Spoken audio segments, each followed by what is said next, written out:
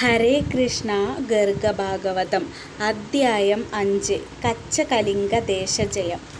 4 യോജന വിസ്താരത്തിൽ നിഴൽ പരക്കുന്ന വെളുത്ത കൊടിക്കീഴിലായി ആ യാദവ സൈന്യം മുന്നേറിക്കൊണ്ടിരുന്നു.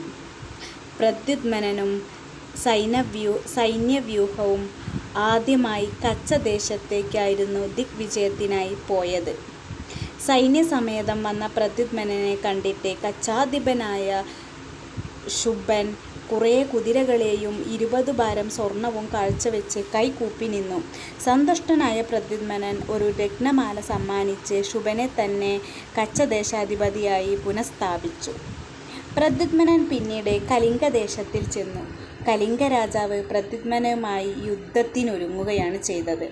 യാദവ സൈന്യവും കലിംഗ സൈന്യവും ഏറ്റുമുട്ടി. അനിരുദ്ധൻ സമർത്ഥമായി പോരാടി ശത്രുവിനെ വളരെ നാശനഷ്ടങ്ങൾ വരുത്തി. സൈന്യം പിന്മാറുന്നതു കണ്ട് കലിംഗ രാജാവ് തന്നെ പോർക്കളത്തിലേക്കിറങ്ങി അനിരുദ്ധനോട് എതിർത്തു. ബലദേവാനുജനായ ഗദനും കലിംഗനും നേരിട്ട് ഭയങ്കരമായ യുദ്ധം നടന്നു. ഗദൻ കലിംഗനെ നിലത്തിട്ട് വലിച്ചു. ഒടുവിൽ അവശനായ കലിംഗൻ പ്രദ്യുമ്നനെ ശരണം പ്രാപിച്ച് കീഴടങ്ങി കപ്പം കൊടുത്ത് നമസ്കാരം അർപ്പിച്ചു. പിന്നീട് പ്രദ്യുമ്നൻ പോയത് മരുധന്വൻ എന്ന രാജ്യത്തേക്കായിരുന്നു. അവിടെ ഗിരിദുർഗം എന്ന നഗരത്തിൻ്റെ അധിപനായ ഗയൻ്റെ സമീപത്തേക്ക് പ്രദ്യുമ്നൻ ഉദ്ധവനെ ദൂതനായി അയച്ചു.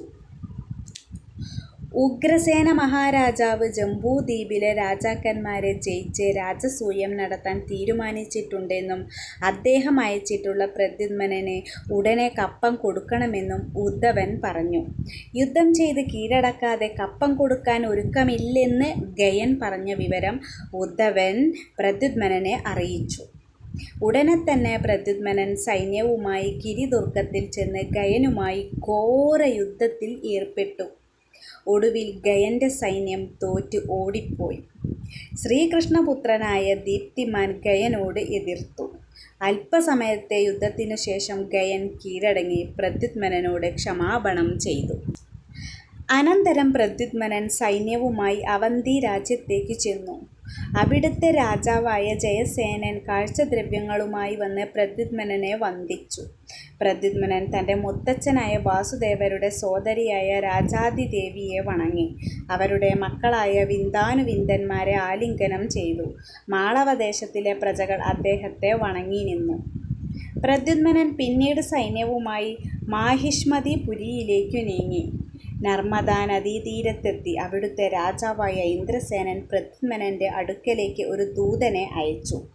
താൻ ഹസ്തിനാപുരിയിലെ രാജാവായ ധൃതരാഷ്ട്രരാൽ വാഴിക്കപ്പെട്ടിരിക്കുകയാണെന്നും അതിനാൽ ആർക്കും കപ്പം കൊടുക്കാൻ ഒരുക്കമില്ലെന്നുമായിരുന്നു ദൂതൻ മുഖേന പറഞ്ഞയച്ചത്. യുദ്ധത്തിന് പുറപ്പെട്ടാൽ പരാജയവുമായിരിക്കും ഫലമെന്ന പ്രദ്യുമ്നൻ്റെ വാക്കിനെ മാനിച്ച് ആ രാജാവ് ആനകൾ, കുതിരകൾ, രഥങ്ങൾ എന്നിവയുമായി വന്ന് കപ്പം കൊടുത്ത് കീഴടങ്ങി. ഹരേ കൃഷ്ണ.